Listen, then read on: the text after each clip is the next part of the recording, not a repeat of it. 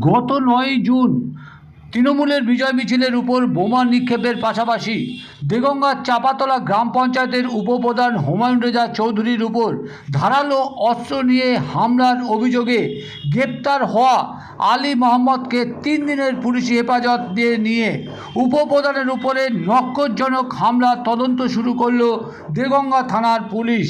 বুধবার অভিযুক্তকে বিশ্বনাথপুর গ্রামীণ হাসপাতালে নিয়ে শারীরিক পরীক্ষা নিরীক্ষা করাতে নিয়ে আসে পুলিশ।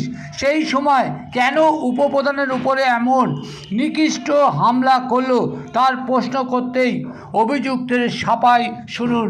তার পাশাপাশি দেখুন, বুধবার দেগঙ্গা থানার পুলিশের হেফাজতে থাকা সেই অভিযুক্তকে নিয়ে আসা হয়েছে বিশ্বনাথপুর গ্রামীণ হাসপাতালে, আর তার শারীরিক পরীক্ষা নিরীক্ষা করাতে এসে প্রশ্নের মুখে পড়ে কি জানালেন ওই অভিযুক্ত তা শুনুন।